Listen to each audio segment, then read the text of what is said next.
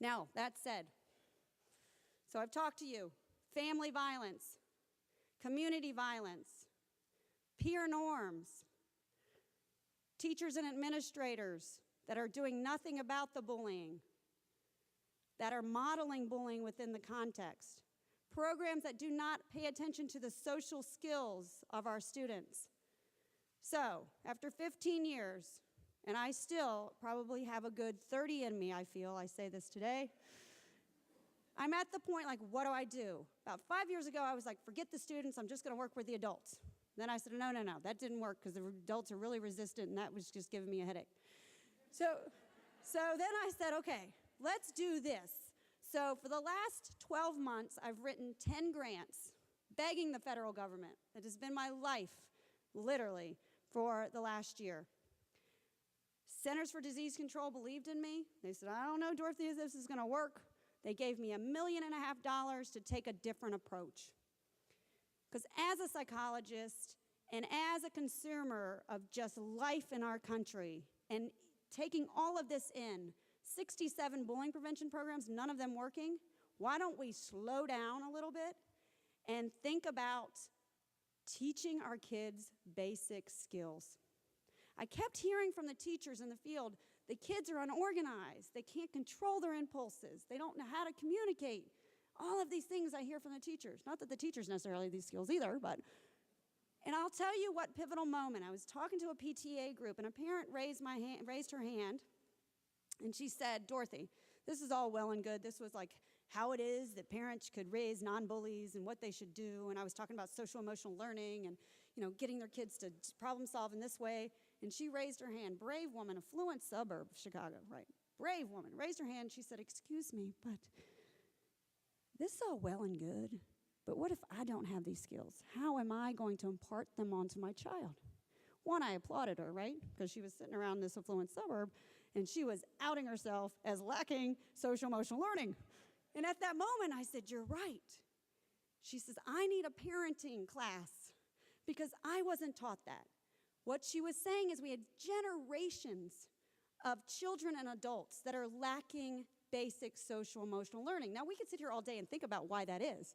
Is it because parents want to be friends with their kids? I don't know. Is it that we're just so stressed out that we just do not slow down and process the development of problem solving and coping? I've come to the realization as a psychologist, not everybody thinks like me, and not everybody wants to slow down and process everything. So I figured I'd just go into 38 middle schools and talk to sixth graders where I could process this and hope that we begin to develop sustainability in our schools where social-emotional learning is valued.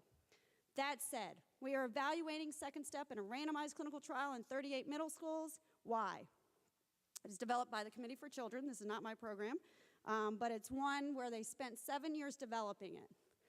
The idea is let's address multiple issues. Let's address bullying. Let's address other forms of aggression. Let's recognize the overlap with substance abuse. And let's really focus on student success. Let's decrease the aggression, decrease bullying, decrease substance abuse that puts kids at risk for dating aggression and other forms of domestic violence through adulthood. Let's increase school success. How are we going to do that? We're going to identify the risk and protective factors from the research. We're going to focus on bullying. We're going to recognize that the brain of an adolescent is changing tremendously, and we need to engage them in the process of prevention. We're going to take positive approaches that if, in fact, we give kids skills, they might do or consider doing the right thing if they have an emotional toolbox that doesn't just involve bullying or aggression. We're going to focus on the developmental needs of young adolescents. We're not going to give a real emotional toolbox to a 7th grader. Okay, this is what we're dealing with bullying prevention programs. They're not developmentally sensitive. Bet your bottom dollar. Do you want victimization to increase? Walk around with a bullying toolbox in 7th grade. That's disaster. I remember we were reviewing this, and my graduate students were like, they have a toolbox in 7th grade. I was like, no. She's like, yes. This is the kind of programming we have. So what are we going to do? This program focuses on inappropriate classroom behavior, favorable attitudes towards violence and substance abuse. We want to chip away at that attitude and change it to more of a pro-social interactions. We want to understand how it is that friends engage in violence and bullying and also substance abuse. We want to get them to recognize early initiation of violence and substance use and how it does not necessarily help them get to where they want to be. Okay. Peer rewards for antisocial behavior. We recognize in this program that it is a risk for you to intervene, that you may lose friends. This is huge for a middle school student. To lose friends because you're going to be the good girl or guy that intervenes? Let's talk about the pink elephant in the room, the peer pressure. Let's talk about it. Let's give them alternatives. Let's turn the ringleader bullies into something pro-social. They have leadership skills, undoubtedly. They have heightened social skills. Let's change the climate so that they can engage in more pro-social behavior. We're going to address peer rejection through this program and impulsiveness. The protective factors are social skills, school connectedness, and an adoption of conventional norms around substance abuse. So in grade 6 in this program, we're going to have 15 lessons, 50 minutes a week. And that's why I said to you, to get 38 middle schools, I talked about 100 middle school principals over the last 6 months. Many of them could not. They were racking their brain. Where can I find 50 minutes? 38 found 50 minutes. And so I often say, find 50 minutes and you will have kids that are engaged in the classroom. You might even get better test scores, and then they start listening. By 7th grade, we're going to have 13 lessons. 8th grade, 13 lessons. So this is developmentally sequenced. There's quite a bit of overlap. If you know anything about working with middle school students, repetition is the way to go. Repeat, repeat, repeat. And so these are 15 minutes. You can divide them into 2 parts. Here we have teaching strategies that use a DVD, lots of moving the kids around. If you know anything about middle school students, you're going to lose them if you're just lecturing curriculum content to them. There's class discussions, activities, there's partner, dyadic, and group activities. What we do know from adolescent research and brain adolescent research right now is they're self-absorbed, right? It's all about them. Well, let them reflect upon it. So we give them reflection activities to really think about how it is that all these things play out for them. Okay. There's additional practice activities, reflective writing assignments. There's homework, and we're trying to write a grant now to see what happens when we partner the school-based curriculum with sending it home in a family component, and lots of journaling. So what are the 5 themes? Empathy and communication, bullying prevention, emotion management. In 7th and 8th grade, we add coping with stress. There's problem solving, decision making is added in grade 7, goal setting in grade 8, substance abuse prevention. This is not a substance abuse high dose prevention program. It's not going to slow down the alcohol and drug use among our adolescents. What's nice about it, though, is that this program talks about substance abuse around decision making. So when you say to a 7th grader who wants to be a ballerina, and you say, okay, what is your decision about the fact that some of your friends are smoking? How is your decision about smoking going to play out for your goal of being a ballerina? Or if you want to be a medical doctor, do you think kind of like smoking pot in 7th grade is going to help you with that medical degree? Right? As opposed to lecturing them about don't do it, just say no, which we know did not work, we're going to actually talk about substance abuse decision-making in the context of their goals. Okay, bullying prevention, we're certainly going to do some of the knowledge-based things that we need to do, recognizing bullying, bystander responses, but in 7th grade, because we're developmentally sensitive, we're going to add sexual harassment or sexual bullying. In cyberbullying, grade 8, we're much more concerned about labels and stereotypes and prejudice across race and sexual orientation. We're going to talk about bullying in friendships, because I'll tell you, our girls that tolerate bullying in friendships are more likely to be victimized in a dating violence relationship because they don't understand what it is to be in a healthy relationship, whether that's friends, whether that's a dating partner, or whether it's your enemies. There are core relationship quality skills that kids do not have. Let's see. We're also going to talk about problem solving, decision making, and goal setting at all levels, problem solving, and then decision making and goal setting added later on. This is quite a comprehensive program, one in which we hope will move the needle somewhat in bullying. Emotion management is huge.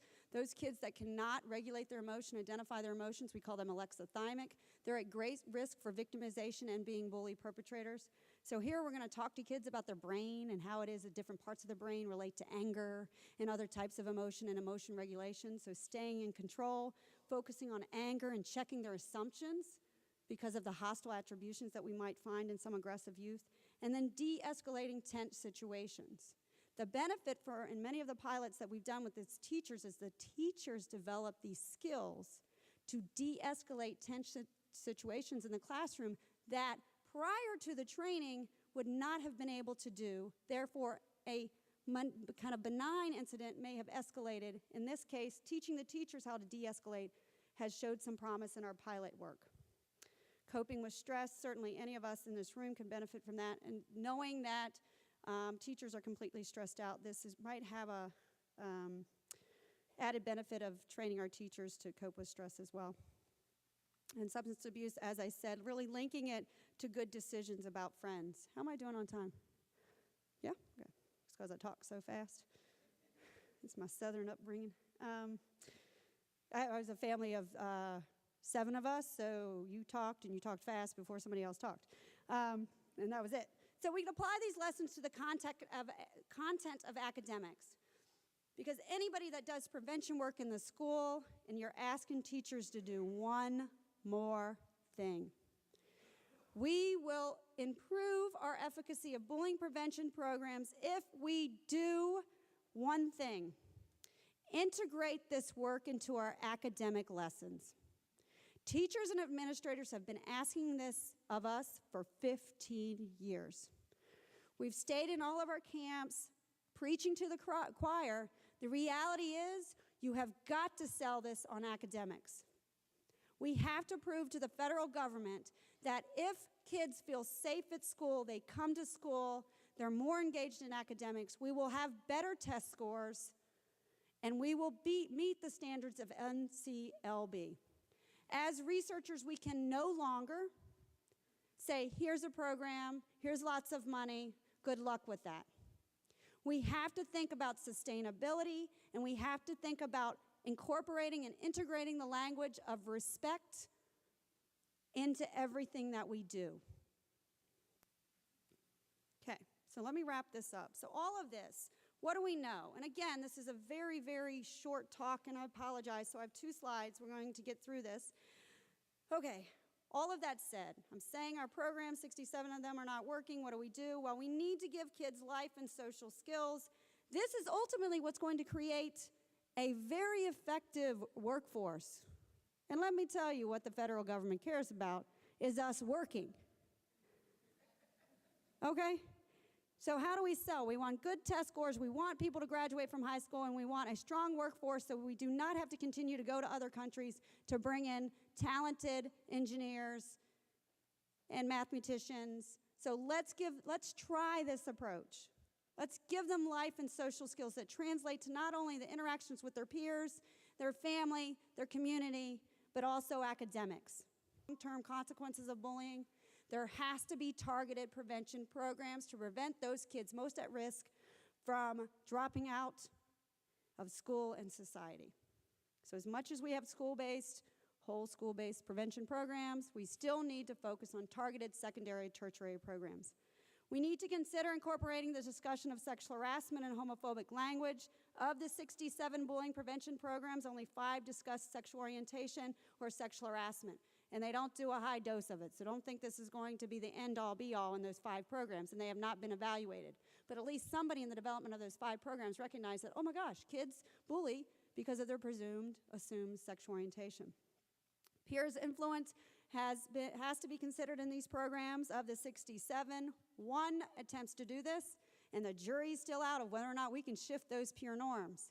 We must also look to the recent research of the contagion work, the peer influence work, where we get the real bully ringleader, we pull that child out and we change him or her, we place it back, and we hope that there's contamination or contagion in the shift toward pro-social behavior. So more on that. We're just now recognizing that it's not a dyadic relationship, that bullies are not thugs, and in fact they're socially skilled, they have audiences, and we need to shift the peer norms. We need to recognize that students are witnessing involved in violence in their homes, and although I know we're not going to get schools to address family violence, we can as community members, we can as researchers, and I will continue to write to the federal government to give me money to try to get to those most families at risk and how it is that we can change bullying perpetration in the schools if we address the family violence at home. That said, within the school programs, even if we can't fight kind of changing the family dynamic, we need to give those kids in our classroom alternatives to violence for solving problems and conflicts.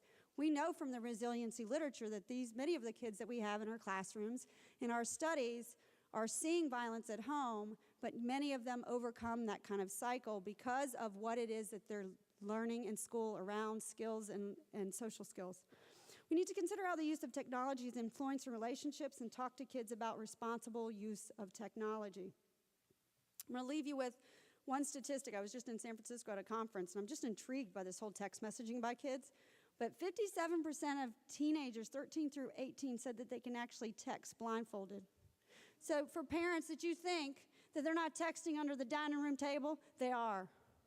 Take the cell phones, talk to your kids. If you're in a restaurant and you see me, I will come over and I will tell you, you should probably take that cell phone from your child because something bad's probably happening on it. So anyway, lots of information. Thank you for hanging in there. I appreciate it.